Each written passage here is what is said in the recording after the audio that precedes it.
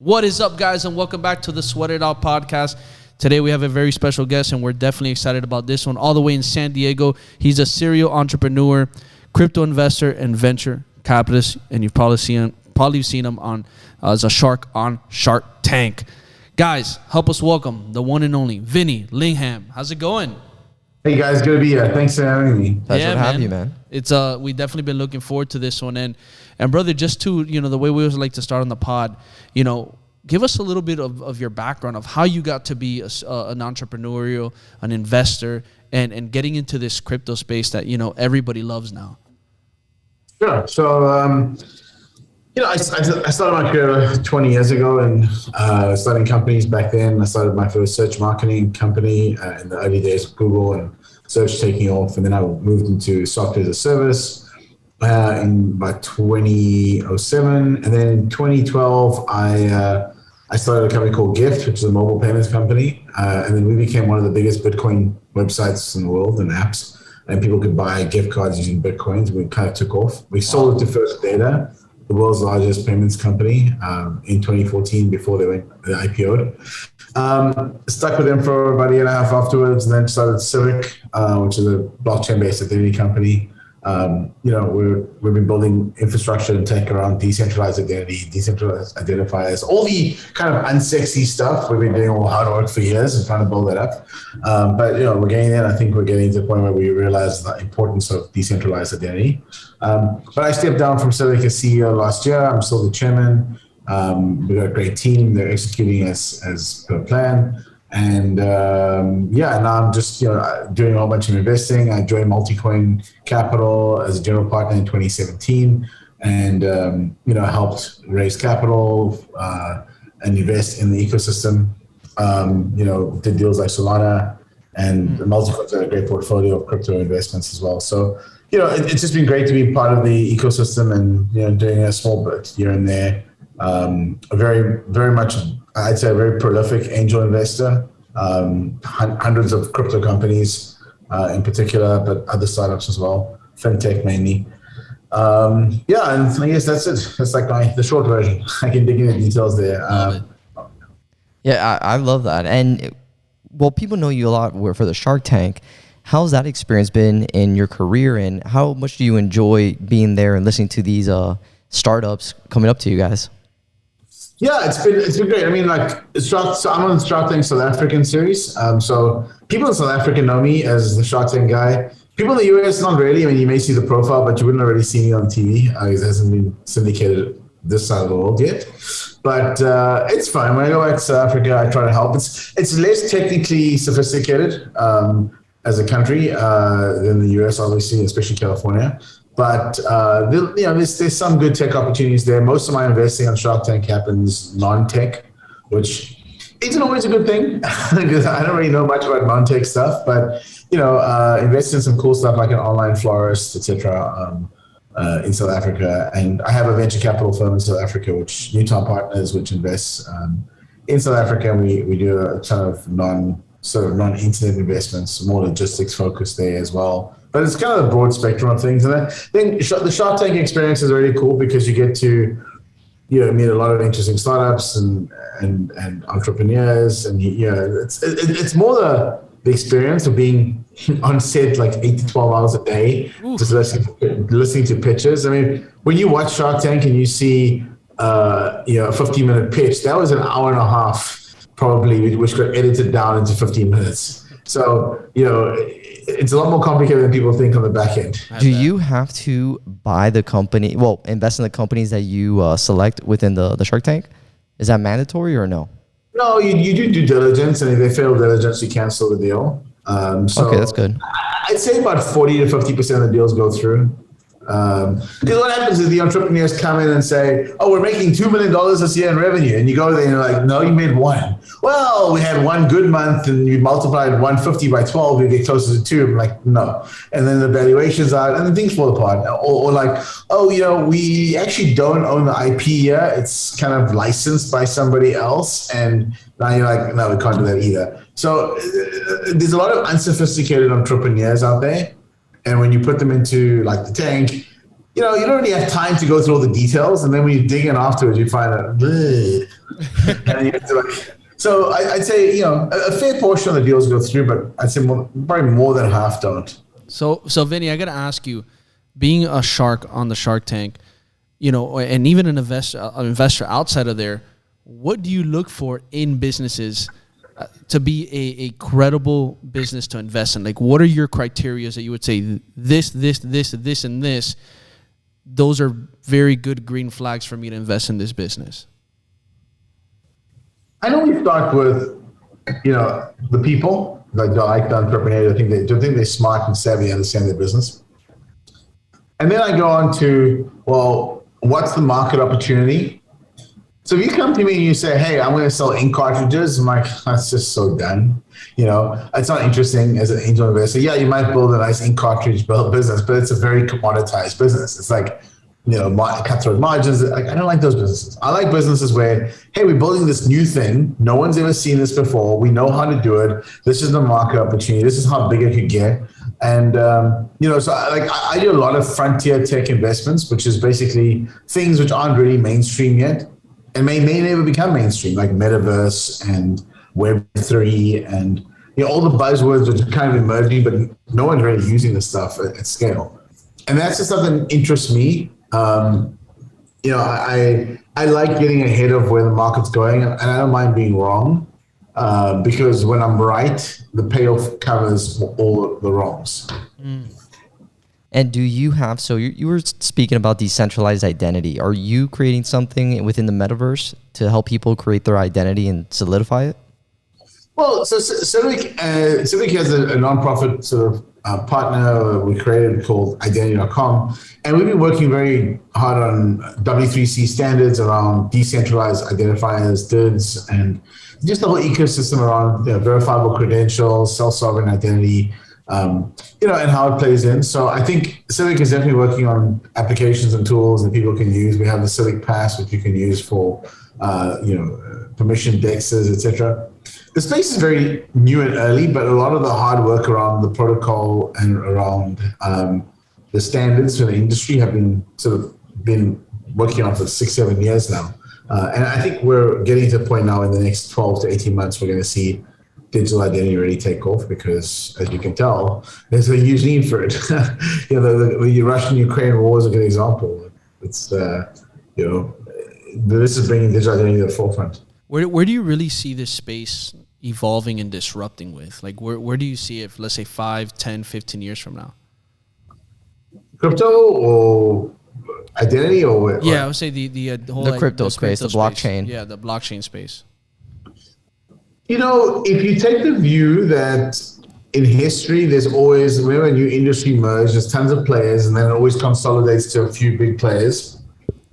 In theory, that's what could happen here and should happen here.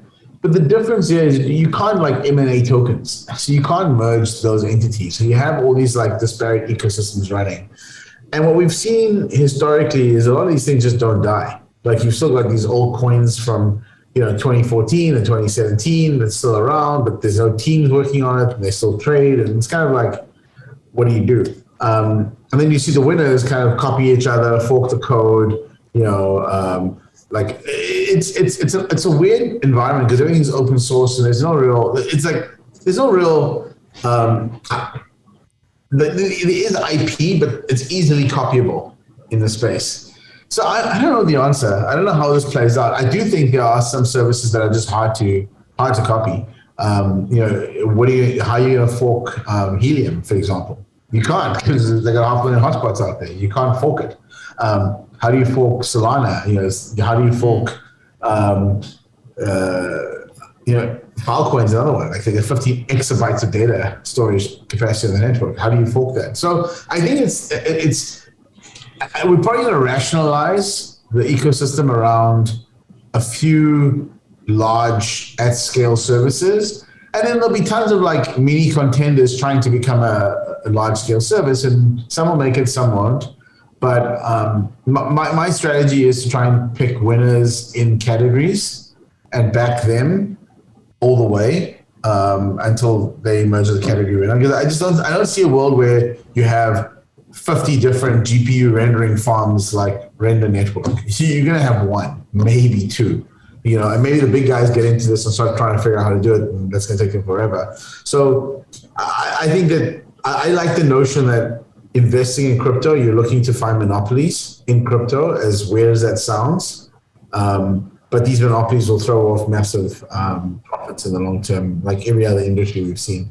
And so, again, like helium's a great monopoly. I mean, helium, there's nothing else like it. It's unforkable. So they're going to continue to build a monopoly. It's probably a good investment. Render is probably the same. Filecoin is probably the same as well. What about NFTs? Do you think NFT as it currently is right now is going to stay, or is it going to go into a different iteration? NFTs are just far too in infancy. There's too many scams, cash grabs, all that stuff. Pump and dump. People are pumping dumps. People are falling for it. Fake trades, all the rest. This industry is going to evolve massively in the next 5 years. I've kind of stopped buying NFTs the past few months now. I got in obviously early. My first NFT purchases were back in like 2015 or something. Oh wow. Yeah. So even 2014, I can't remember. It was Spells of Genesis. I took part in that.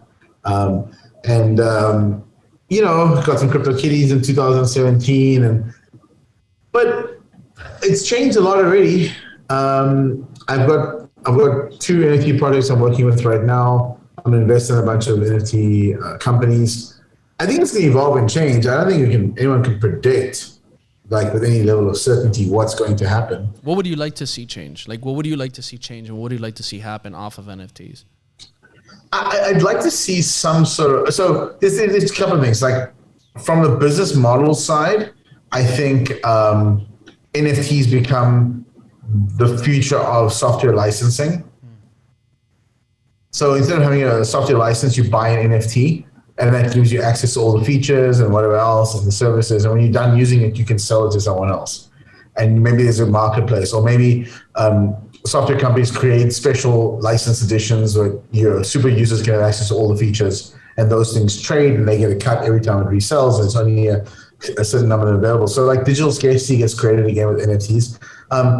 That's what I'm excited to see, and I like the idea of verification of NFTs for profile pictures like Twitter and stuff. That's cool. I'd really like to see more utility in NFTs by mainstream users. Right now, it's very fringy. Like I have NFTs that I'm busy staking and then earning coins on, and taking those coins and restaking those and more. It's very meta, and most people don't do this shit. It's very geeky. And you think government regulation is, because I talk about it with a lot of my friends. Oh, it's coming. It's coming. Government regulations for NFTs are coming. When do you think it's going to come? 30 days, 60 days, 90 days soon. Wow. So then once there is government regulation, everyone's been doing this cash grab. I see the IRS, the tax agency that we have here in the United States, coming after a lot of people internationally for this. So this is the interesting thing. Like if anyone like was listening to this and from IRS or anywhere else, like, I think that NFTs are being used in the same way that art's used to legally avoid taxes. So a lot of people trading NFTs, it's not tax evasion. They're doing it the way that the art world does. So, the real thing is, how do you close the art world's loopholes? How do you get out of all the art world is kind of a, you buy this piece of art for $50K, then you sell it, you donate it to a museum for $300, you get a tax write-off. Like that's what they do, right? So in the same way that the art world's been basically, taking taxpayer dollars because of all this like fake markups and people, the perfect story is that you create a collection of 20 items, and all your early people buy one, your friends and family buy one, and then the one you put on auction at Sotheby's goes for $500,000. So now all of a sudden everyone would pay $10,000 for something that's worth $500,000. Then they go donate it to a museum or whatever, and then they get a tax write-off for $490,000. Like that's what happens in the art world. That's what's probably happening in NFT world as well to a large extent. And so my take would be fix the art rules. Yeah. And by the way, it's not as simple. It's easier said than done. Like you try and go and change the tax rules as it applies to the art world and all the special interests and stuff. So you know what? Crypto people are just writing that out, and they're saying, well, that's the rule that applies to digital art and physical art and any form of art. So It's interesting. I want to see like what happens when someone sets up. I'm sure they've done already a registered museum in the metaverse or a metaverse where you can donate NFTs to that museum and then get the tax write-off for it. I mean, that's going to be kind of crazy. That but would be this is what's happening. You can rent things now, right? You can rent, right? You can still rent your NFTs. Yeah, you can rent. You can rent. Yeah, you can live. Borrow money against NFTs. You can do a whole bunch of things. Is the metaverse is what we're thinking about because we're still waiting for Facebook to drop their metaverse. Do you think there's going to be other competitors like Microsoft and all these other companies getting in this space, or are they going to be the sole, I guess, monopoly in that area? I mean, my take on this is that,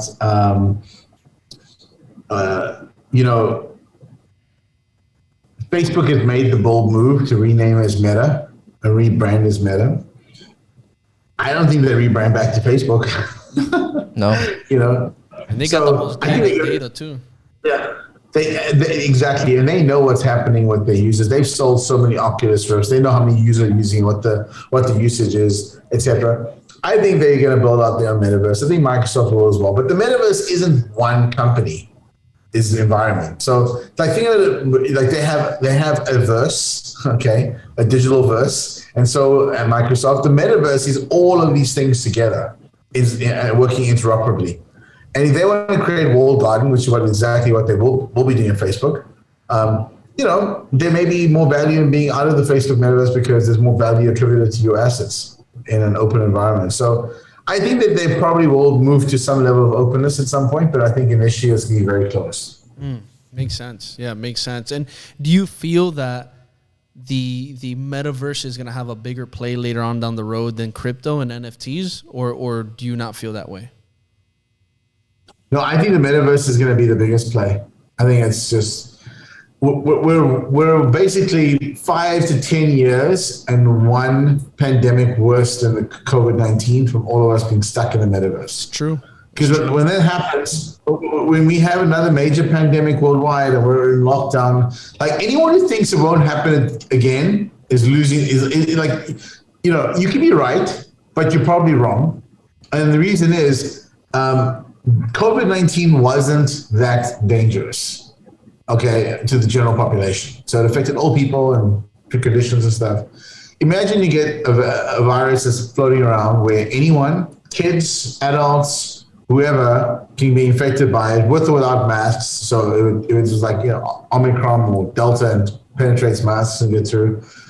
Guess what we're going to be doing? I'm locking my door. I'm staying at home. And if I have to go to a meeting in VR, I will do that because I won't leave the house if we have an Ebola. If we have an Ebola-style COVID virus out there, we're going to be trapped in the metaverse for a while. So I think that's probably like what Zuckerberg and the guys are thinking is like, look, how do we create this digital world where if we have to withdraw from the physical world, we can go sit in the digital world for a while. And that's probably going to create some major opportunity because now instead of going, and Microsoft's trying to do this with their teams and stuff, right? So have this like, you join a meeting room, everyone has their avatar, you can sit and have a meeting. This is probably going to happen at some point, and like I really pray I don't have to go through another lockdown. Trust me, it kills me. But like, is that what they want to happen?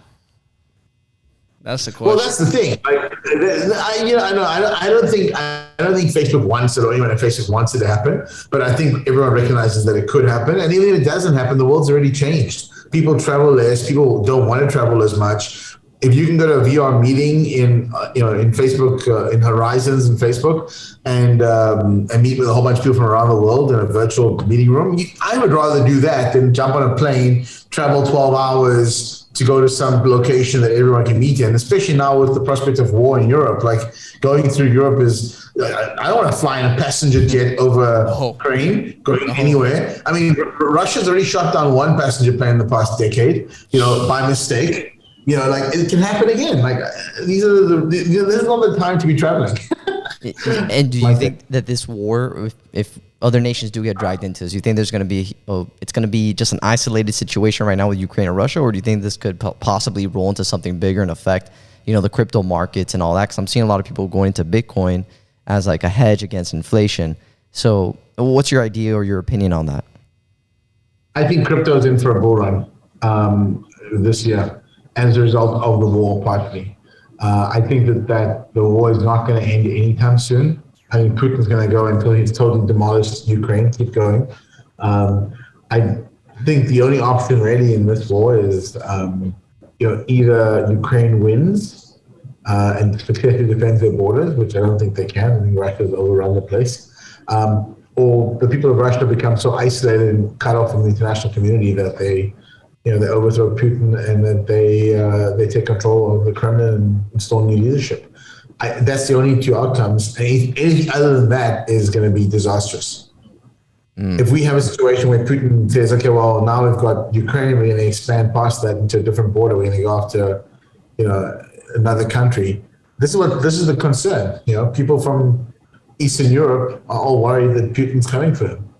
Well, and when do you step in and then how do you step in? I mean, he's a nuclear arsenal, right? So how do you step in? This is a very tricky situation. I personally, the only way is political pressure and sanctions and what's happening right now. You're basically freezing all the assets of all Russians outside of Russia, and I think that's the safest path versus getting involved in a world war. Well, it's interesting that you're bringing that up because I do feel that crypto, specifically Bitcoin, will probably hit 100,000 because of this war. Because what did they do right now recently to Russia? They just removed them off SWIFT, right? So how are they going to be moving their money around within their country? The ruble? I think Bitcoin's going to 100K this year. I think so too. I'm 100% behind that. I think Bitcoin will be 100K. Yeah. 100K. What's another coin that you would bet on right now? I know there's Ethereum but what other coin do you say you would bet on? Look, my favorite coins right now is Solana, Render, Filecoin. Those are the top three in terms of if you're going to put together a portfolio and outside of Bitcoin, Ethereum, you wanted to add three others, I would add those three.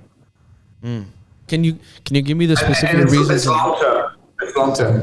Well, I mean, so Filecoin is the largest storage network in the world, and I think data storage on a decentralized scale is critical. And I think that they run IPFS as well. They built the protocol for IPFS. I think for decentralized Web 3.0 world, I think Filecoin should win in the long term. You've got Arweave trying to compete, but I still think Filecoin over the long term should win. And they are the bigger player right now anyway, in terms of market cap. Render, I think that distributed GPU compute for the metaverse is absolutely critical. And I don't think we're going to be able to run it to the metaverse without something like Render on the back end. And I think it's still reasonably cheap, market cap wise. I think there's a lot of upside there. And then Solana is the real challenger to Ethereum. It's the real deal. It's a fully layer one solution. I've known Anatoly for about 4 years nearly now. In terms of the seed stage, he's one of the smartest guys I know in crypto. He understands exactly what needs to be built. He's very hands-on in the protocol. He's got an amazing community of developers that are supporting him and building out the protocol. I think Solana is, from what I'm seeing in terms of developers all choosing platforms, the smartest developers are going with Solana at the moment. And it's had some downtime and some issues here, but everything has over a long enough period. And I think they're going to come out. I think it becomes number one blockchain above Ethereum in the next 3 to 5 years. And what's each coin going for right now currently? Solana is about $90. Filecoin is about $20, and Render is about $2.80 or $3. Okay. My biggest concern is, so what happens when the United States, South Africa, all these other countries start creating their own coins? What happens to the Ethereum and the rest of these cryptos? Nothing. I don't think that any country in the world is going to create smart contracting platforms, GPU rendering farms, or storage mechanisms. So I don't think that happens. I think they will wrap currency on Solana, like USDC, etc. And that's interesting and cool. There's a use case for that. I don't think it's what the problems of crypto is trying to solve right now. I think stablecoin use cases will always be there. Central bank digital currencies will be there.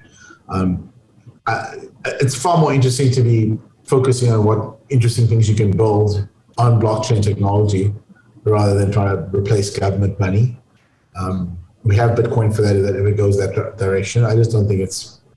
I mean, But Bitcoin is a good way, I think, at this point to kind of save and safely put away money, because the downside risk is it's a very, very liquid market. So in the past couple of years, when I got into Bitcoin in 2013, like $250,000 would move the market price. Okay, that's not the case anymore. You know, $250 million can barely move it. So it's an extremely, extremely liquid market, and so you won't find a better solution to compete with government money under the Austrian economics thesis, which I'm not a big fan of, but it is what it is. And so I'm like, obviously I own some Bitcoin. Everyone owns some Bitcoin. You kind of part of the community, you own some, you see where it goes. I don't hang my hat on, you know, Bitcoin going to millions of dollars so I can retire. I don't need that sort of gains, you know, for retirement. Some people do. Some people are just like dreaming and hoping they you know, they 5 Bitcoins, whatever becomes worth, you know, $5 million. And that's I wish everyone well. Hopefully maybe we get there. That's not interesting for me, because that, like, the problem in the Bitcoin world is that it's really focused around not building, it's focused around the money sort of side of things. And because of what happened in 2017 and the block size debates and the scaling wars and all that stuff, developers just wanted to go build stuff, you know, using blockchain. So they moved to Ethereum, Solana, whatever else. And the cool applications today don't run on the Bitcoin blockchain. They run on those other blockchains. And so if you want to do cool stuff, great. If you want to just kind of hold some money safely and, you know, wait for the price to go up, Bitcoin is probably your best option. But having said that, I think that there's obviously more upside in cheaper coins, multiple wise. Bitcoin's not going to go from 30K to 300K in, you know, a month or like a year easily. It could. Whereas you have other coins which are cheaper, which, you know, have more upside. So everyone's different. I don't advise people, like, the newer you are to crypto, the more I tell people to buy Bitcoin. Like, someone says to me, hey, what do I do with my portfolio? It's like, well, how much do you want to invest in crypto? They go 10%. I'm like, okay, do this. Take 5%, leave the other 5 in cash, buy Bitcoin, Ethereum, Solana, whatever. You know, a few, half of it should be Bitcoin. 25% should be Ethereum, and then the rest can be Solana and some others, speculative, and then leave it for 5 years. And then what happens is, in those prices that you buy in at drop 50 or 60%, I say 70% is like my target range, just go and put the other 5% in and you cost average. And then that's it. And then you're done. And you don't have to worry about it. But it's the people I worry about who put like 100% of their portfolio in, and then when it goes down 50%, they sell it all because they're so worried. Like, you cannot take an all-in strategy on crypto with capital. You cannot do it. It's just too volatile. It doesn't make sense.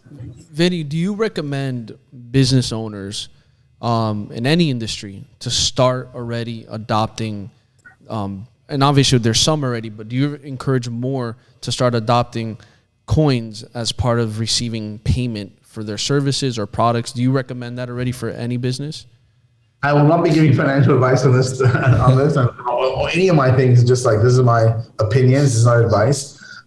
Depending on the country you live in, depending on the tax laws of your country, the way you should think about it is this: if you were going to buy a Bitcoin for 45K, or you were going to sell a vehicle for 45K to somebody, you know, let's say you buy the vehicle for 30K and you sell it for 45. You're effectively buying the Bitcoin for 30K because your profits are sitting in the Bitcoin. And so that's why I tell people who run businesses, you should accept cryptocurrency, because you're able to apply those cryptocurrency for less, really, because you're swapping goods for the currency, and the differential is margin, which you could have had in cash, but, you know, at that point, it's a lower risk for you because it's profit that's going into the coin, and it gives you a little buffer for downside. I personally think that's the right way to do it. Tesla's going to be doing that now with Doge. Oh, yeah, I heard about that. So Tesla's going to say, you know, like, if Elon sells 1% of his vehicles using Doge, which would be amazing, you know, he's effectively buying Doge at a discount. Smart move. Now, I want to bring it back to the Shark Tank, because I'm sure people probably have asked you this, and I don't know if you can bring it up. But what is the most successful investment that you made in the Shark Tank, probably the most successful company you've invested in that show? In the show, I think Bloomable in South Africa is the online florist. It's the second largest, and that's done really well. The other one, which is a failure, was Augmentors, which was a NFT slash augmented reality gaming company. We funded it. We raised they did an ICO in 2016 or 2017. It didn't actually wind up working out. They couldn't get the game mechanics right. The development costs were too high. Whatever, killed it. But we've announced that we're going to take all the assets and convert them to NFTs, and so you'll be able to own the actual characters and creatures. And there was years worth of development that went into that. So, who knows? Maybe it becomes successful because it's one of the the sort of OG NFTs. All right. We'll see. But those are the two I bring to mind. That's awesome. Well, Vinny, I know and that was the first ever Shark Tank deal done in Bitcoin. Oh wow. And all in Bitcoin? So that transaction was in Bitcoin, huh? It was a Bitcoin, yeah. That's really cool. Oh wow, I didn't even know that. Has any other on the Shark Tank over here? Has anybody ever done that? Not as far as I know. Wow. But someone will do it at some point. Yeah, I bet. Man, Vinny, I got to say thank you so much. I know you're a busy guy and you got a lot of stuff going on. I just personally want to say thank you for coming on, dropping your value, your knowledge, in your space and what you've been able to do and create and share that with our audience. And I know Bryan as well is definitely appreciative of that. Something we always like to do on our podcast is end it with a bang. With our last question is, what is the single biggest piece of advice you can leave off to all our listeners today in one single sentence? One single sentence would be, make sure you've got 12 months cash in the bank for rainy day expenses. I see too many people, who just don't have enough cash and they fully invested and then things don't go as planned. Markets crash, they lose investments. They don't have money for rent. They don't have money for anything. It's very stressful. It ruins lives. So, as much as you're into investing and making money, keep cash. Even if you have low interest rates on that cash, you can use DeFi to get better rates or Coinbase earn on USDC, etc. But just keep cash because we're in very uncertain times right now. And if you don't have cash and you're not liquid and shit hits the fan. Hopefully you won't be going, I should have listened to Vinny. Man, Vinny, I appreciate the advice. I know all the listeners have too. And guys, if you got tons of value out of this, just grab one single thing, start putting it into effect, apply it today, make it a habit, start trying things out, and let us know how it goes. And most importantly, please share this video, drop a comment, leave a like, leave us a review, leave us a rating, because the more love you show us, the more love we can show back. Till next time on the Sweat It Out podcast.